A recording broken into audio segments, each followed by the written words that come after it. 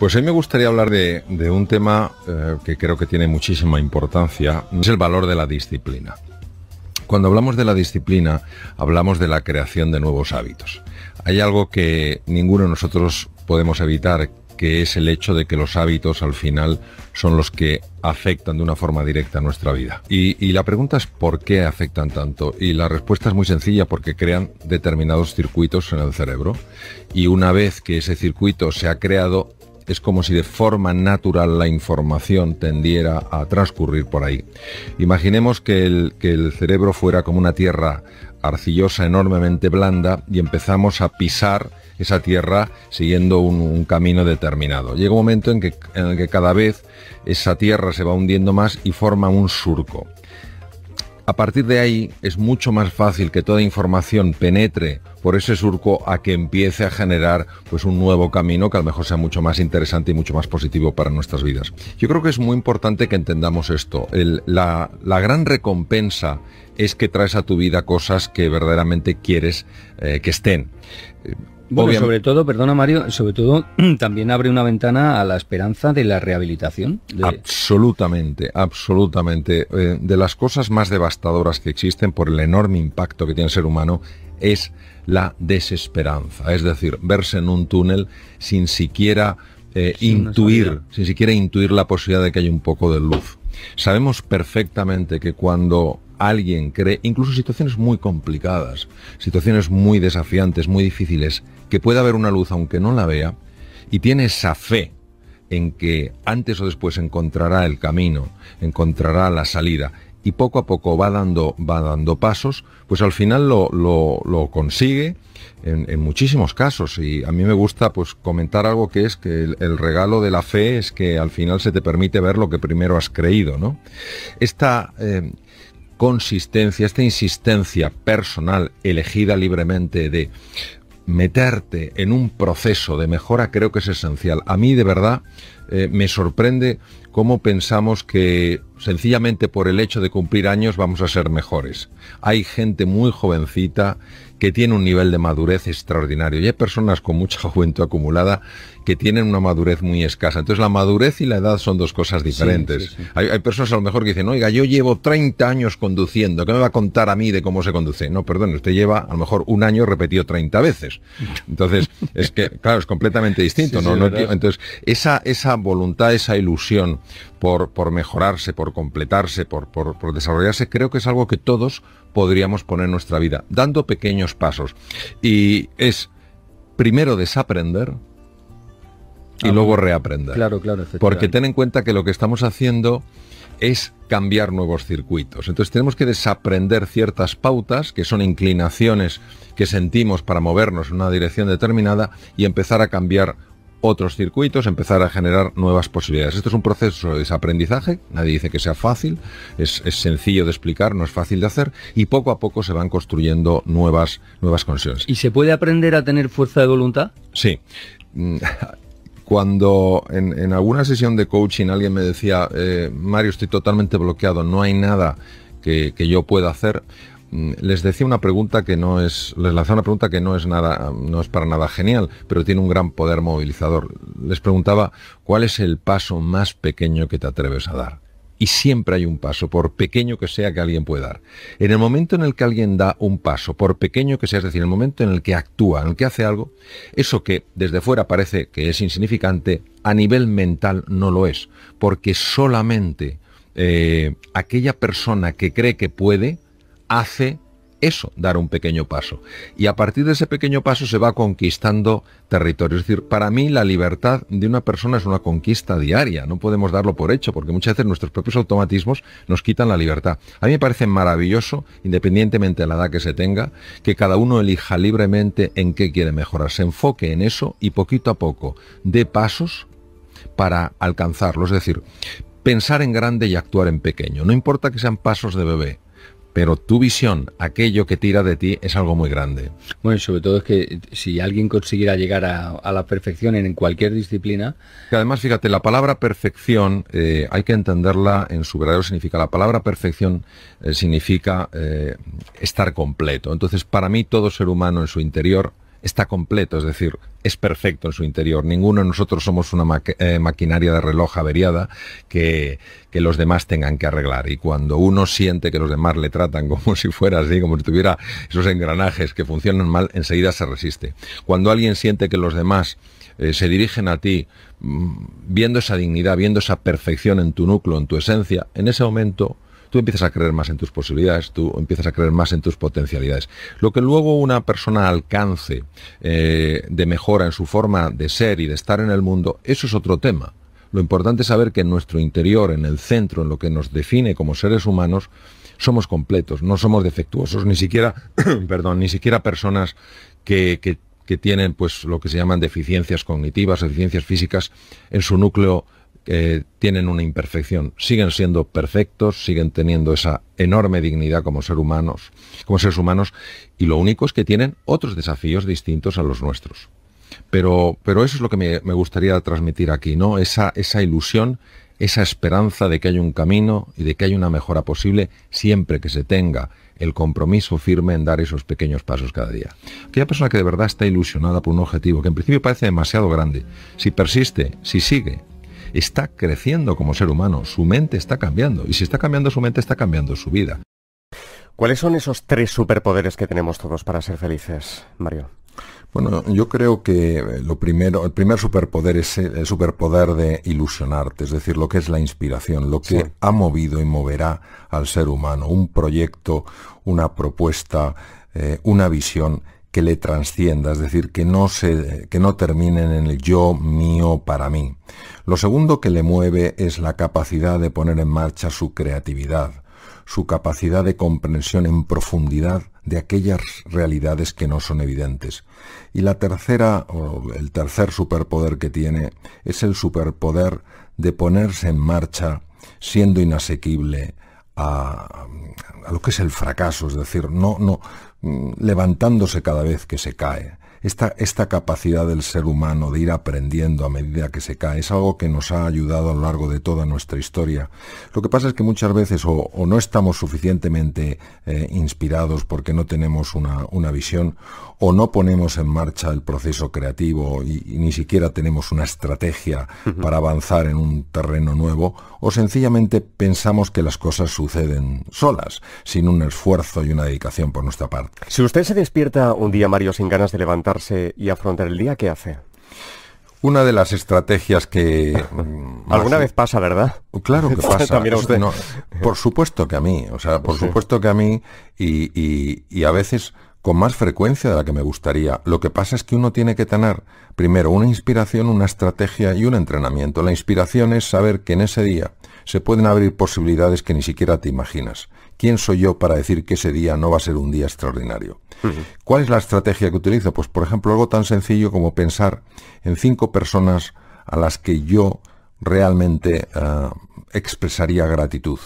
A veces no nos damos cuenta de la cantidad de cosas que tenemos y que muy pocas personas tienen. Este ejercicio tan sencillo de pensar antes de levantarte de la cama, justo al despertarte, en 5 personas a las que tú quieras, a las que tú valores, que estén añadiendo valor en tu vida, en tu existir, se ha demostrado no solamente que hace que te encuentres, que te levantes con mejor ánimo, es que se ha visto que tiene un impacto, por ejemplo, en los niveles de glucosa, en los niveles de lípidos, en los niveles de tensión arterial.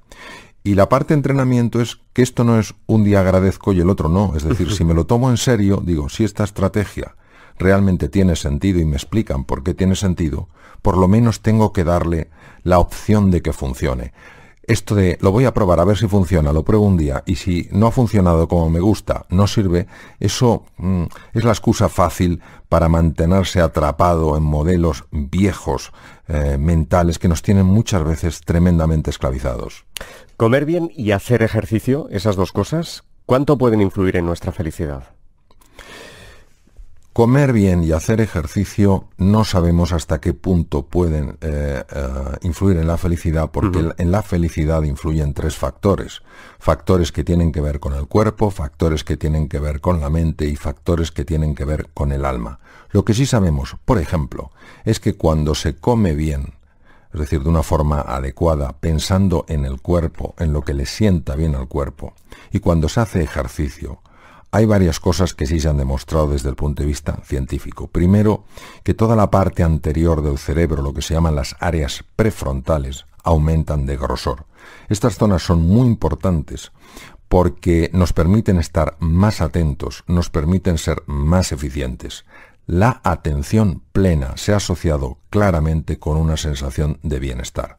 Por si esto fuera poco, el ejercicio físico también potencia un área del cerebro que se llama el hipocampo. El hipocampo es clave para aprender nuevas cosas, para adaptarse a nuevos contextos.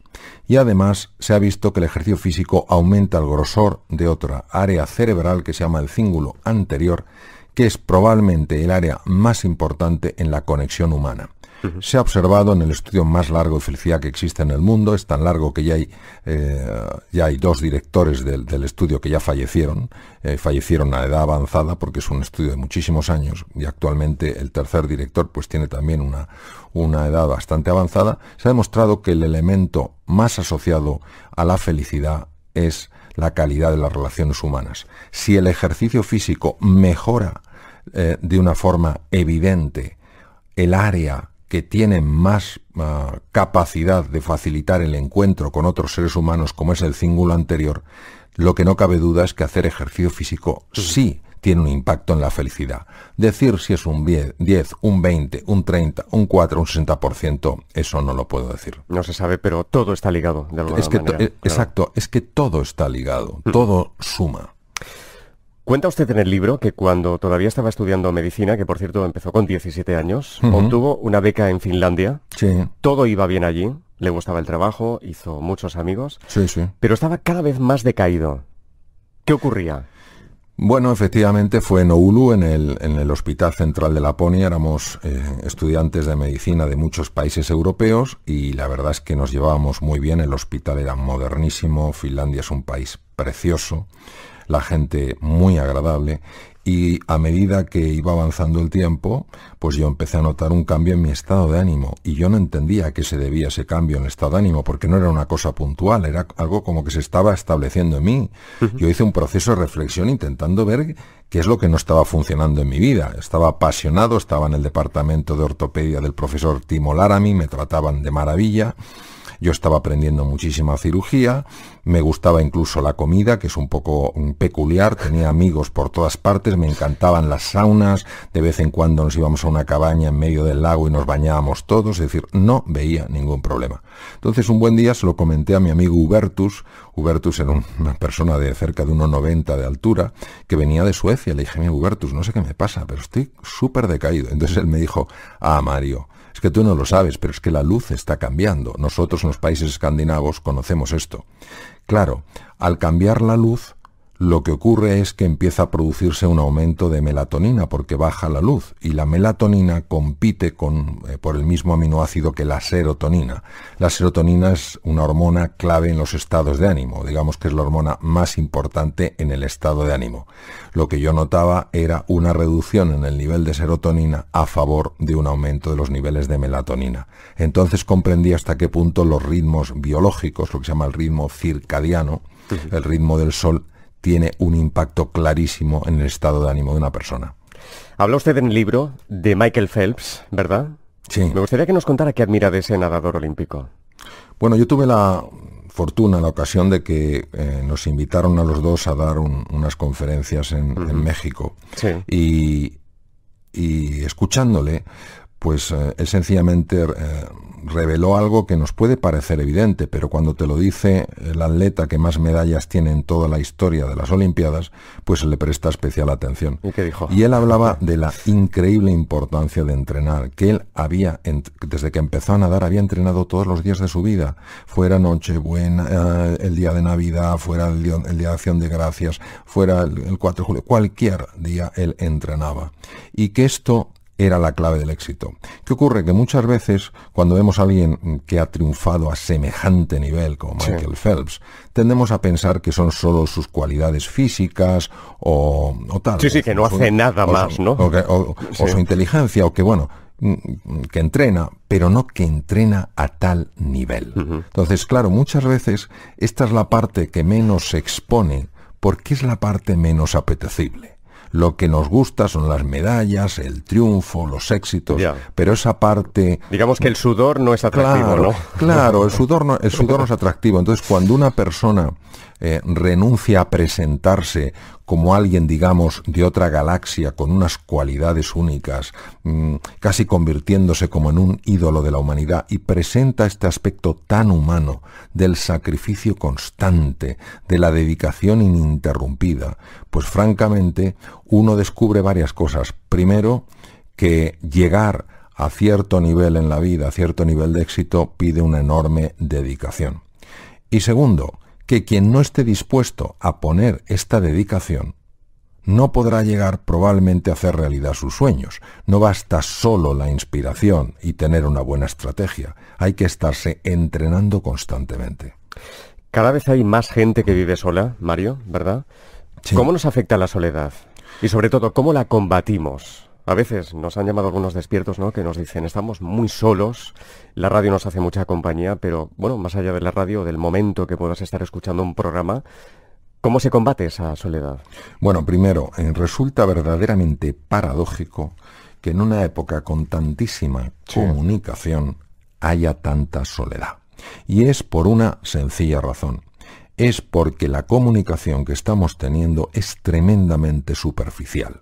Y el ser humano tiene anhelo de una conversación más profunda, de un encuentro más enriquecedor. Es tan importante el tema de la soledad que cuando Vivien Murthy, que fue el cirujano general elegido por el presidente Obama, el cirujano general es la máxima autoridad médica en los Estados Unidos y es una elección directa del presidente de la nación. Cuando Vivien Murthy le preguntaron, doctor Murthy, ¿cuál cree usted que es la enfermedad más preocupante en los Estados Unidos? Pues mucha gente pensaba que iba a hablar de la hipertensión arterial, de las enfermedades degenerativas, de la hipertensión, de la diabetes, etcétera, etcétera. Y él dijo la soledad. La soledad puede llegar a matar. ¿Por qué? Porque el ser humano es un ser de encuentro y cuando tú te sientes solo, se activan con mucha facilidad partes de nuestro sistema nervioso que solo se activan cuando uno se siente en peligro, cuando uno se siente aislado. ¿Cómo se combate? Pues primero siendo sensibles a esto, siendo sensibles a que hay personas que se sienten solas y buscando formas de transmitirles que no están solas. A veces es una llamada, una sencilla llamada que para alguien no es nada, pero para una persona que se siente sola es un mundo. Otras veces efectivamente es mandándoles mensajes perfectamente a través de la radio diciendo no estás sola, estamos contigo. Cuando el ser humano tiene anhelo de encuentro, hasta la cosa más pequeña puede marcar una enorme diferencia. Y sobre todo eso, ser sensibles a un problema que es enorme, porque quien se siente solo no va por ahí con un megáfono contándolo. Hay que tener esa agudeza sensorial para descubrirlo y hacer ese pequeño esfuerzo, un esfuerzo sin ruido, un esfuerzo sin parafernalias, para que esa persona sienta que hay alguien que se ocupa, que hay alguien que se preocupa, que hay alguien que está, a lo mejor en la distancia, pero aún así que piensa en ella. ¿Los cambios, los retos, son necesarios y es normal que nos den algo de miedo? Esta es una pregunta de enorme calado, porque aquí hay una cosa de lo más sorprendente. Es decir, el ser humano aparece hace unos 2,5 millones de años en el este de África como ser humano, evolucionando obviamente de otras especies. Sí. Hace 1 millón de años el Homo erectus abandona el este de África y coloniza lugares tan distantes como pueden ser Java o Australia. Y claro, nosotros sin embargo vemos cuánto nos cuesta cambiar, la reactividad tan grande que tenemos a los procesos de cambio. Y aquí viene mi contestación, que no digo que sea la contestación, es mi contestación a la pregunta.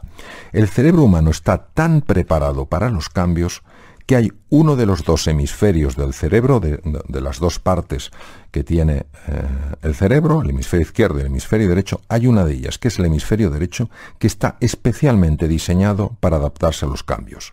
Si es así, si el ser humano es hijo del cambio, Si estamos aquí porque hace 1 millón de años una serie de seres intrépidos, con herramientas prácticamente ridículas, con un conocimiento del mundo más que limitado, se atrevieron a abrazar un mundo desconocido, ¿qué es lo que nos hace tan resistentes al cambio? Y aquí hay que entrar en otra dimensión, mucho más sutil, porque es una dimensión metafísica.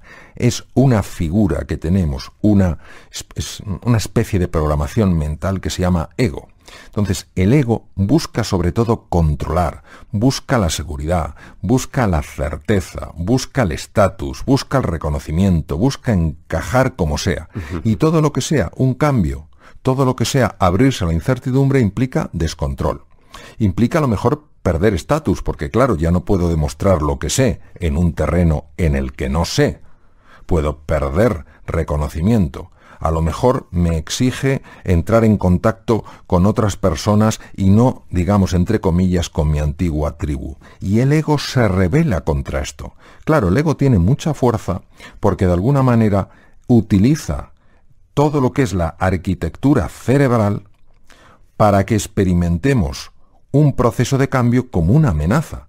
Es curioso, es como si a un ordenador que está perfectamente preparado para hacer frente a un desafío, el que sea, le colocamos un software, yo diría un virus, que inutiliza ese ordenador. Decimos, ¿cómo es posible que este cerebro tan preparado para adaptarse a procesos de cambio se sienta tan limitado cuando ese cambio sucede en la vida? Y es por esta especie de esta programación tan extraña que a veces tenemos y que hace que nos sintamos pequeños frente a la incertidumbre y que prefiramos, y de hecho se puede ver hasta leer hasta en el propio refranero, pues eso, la curiosidad mató al gato. ¡Qué barbaridad! Más vale pájaro en mano que ciento volando. Más vale malo conocido que bueno por conocer. Claro, cuando uno va recibiendo... Y eso va calando, ¿eh? Pues claro que va calando. Y deja de ser una idea para convertirse en una creencia que luego opera alterando todos nuestros circuitos cerebrales. Doctor, muchas gracias, de verdad. Muchas gracias de corazón. Buenas gracias. Noches. Buenas noches.